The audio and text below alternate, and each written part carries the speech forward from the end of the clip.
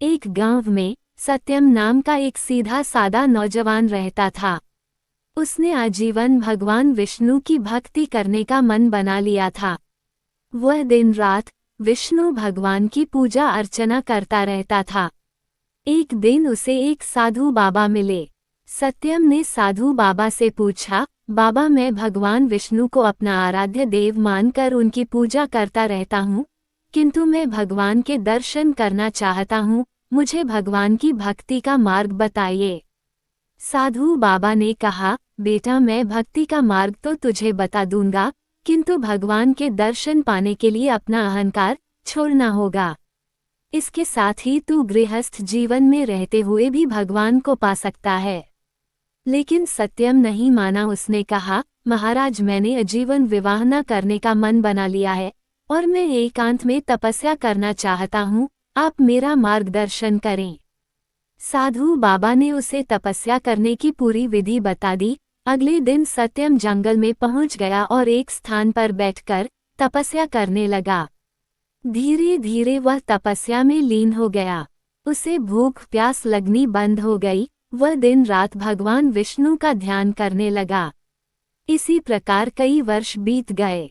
एक दिन सत्यम जब ध्यान लगाकर तपस्या कर रहा था तो उसे लगा जैसे उसकी तपस्या पूर्ण हो गई, उसके शरीर के अंदर अलौकिक शक्तियां भर गई हैं। ये देखकर सत्यम बहुत खुश हुआ। उसने भगवान के इस चमत्कार को नमन किया और वह तपस्या करने लगा। तभी एक पेड़ पर एक चिड़िया चहचहा रही थी। उसकी आवाज से सत्यम की तपस्या भंग हो रही थी। चिड़िया इस सब से बेखबर चहचहा रही थी।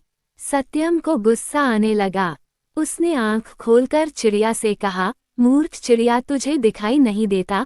मैं तपस्या कर रहा हूँ, मेरी तपस्या तूने भंग कर दी, इसकी सजा तुझे अवश्य मिलेगा। ये सुनकर चिड़िया रोने लगी और माफी मांगने लगी। लेकिन सत्यम ने जैसे ही गुस्से से चिड़िया को देखा, चिड़िया जलकर भस्म हो गई। ये देखकर सत्यम बहुत खुश हुआ। उसने मन ही मन में कहा, इस संसार में मुझसे शक्तिशाली और ज्ञानी कोई नहीं है। ये सोचकर वह गौ की तरफ चल दिया। सत्यम बहुत सालों के बाद गौ में आया था। उसे कोई पहचान नहीं पाया। सत्यम एक घर के पास पहुंचा और उसने कहा, माई बाबा आए हैं, भिक्षा दो। घर के अंदर से कोई आवाज नहीं आई। कुछ देर इंतजार करने के बाद सत्यम ने फिर कहा, माई भिक्षा दो। साधु की आवाज सुनकर घर के अंदर से एक औरत की आवाज आई। उसने कहा, साधु बाबा, तनिक इंतजार कीजिए, मैं अभी अपने पति को भोजन करा रही हूँ, अभी नहीं आ सकती, कुछ देर बाद आकर आपको भिक्षा दूंगी। ये सुनकर सत्यम क्रोध से भर गया। उसने कहा, मूर्ख, जानती है मैं कितना ज्ञानी तपस्वी साधु हूँ, मेरा अपमान करने का साहस इस संसार में किसी को नहीं है। तभी उस घर से आवाज आई, क्षमा कीजिए महाराज, किंतु मैं अपने पति को भोजन कराए बिना बाहर नहीं आ सकती। ये सुनकर सत्यम और अधिक क्रोध में बोला, तू इसका परिणाम जानती है? ये सुनकर उस घर से आवाज आई, महाराज, मैं कोई पेड़ पर बैठी चिड़िया नहीं हूँ जो आपके क्रोध से भस्म हो जाऊंगी। ये सुनकर सत्यम आश्चर्य में पड़ गया। उसने कहा, तुझे ये सब कैसे पता? तब उस घर से आवाज आई, महाराज, यहाँ से कुछ दूर पर एक कसाई की दुकान है, आप वहाँ चले जाइए, आपको आपके प्रश्नों के उत्तर मिल जाएंगे। सत्यम उस दुकान की ओर चल दिया। वह दुकान पर पहुंचा तो उसने देखा एक कसाई मांस बेच रहा था। सत्यम को देखकर वह दुकान से बाहर आ गया।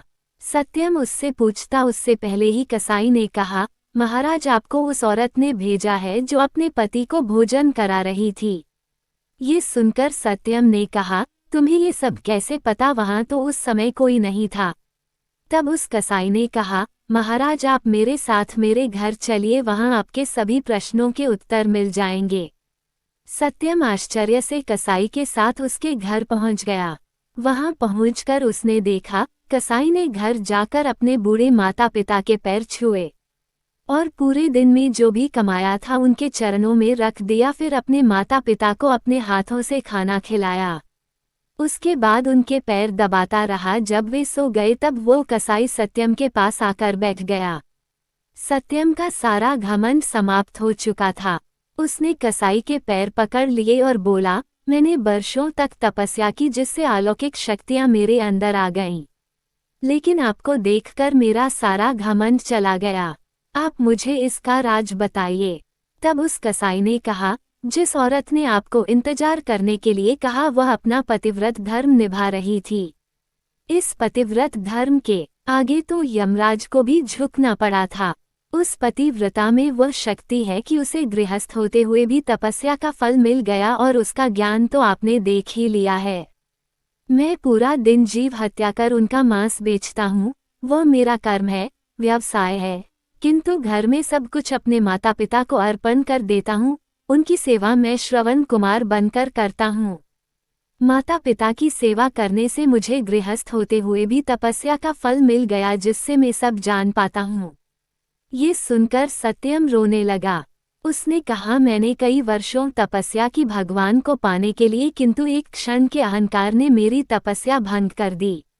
ये सुनकर उस कसाई ने कहा, आपका मन अब निर्मल हो गया है। आप गृहस्थ जीवन में अपने कर्तव्यों का निर्वहन करते हुए प्रभु को याद कीजिए, यही सबसे बड़ी तपस्या है। आने कर्मों से भागकर आप कभी प्रभु को नहीं पा सकते। ये सुनकर सत्यम अपने घर आ गया और गांव वालों की सेवा करने लगा। धीरे धीरे उसकी तपस्या पूर्ण होने लगी। मित्रों, कहानी के बारे में अपनी राय हमें अवश्य बताइएगा।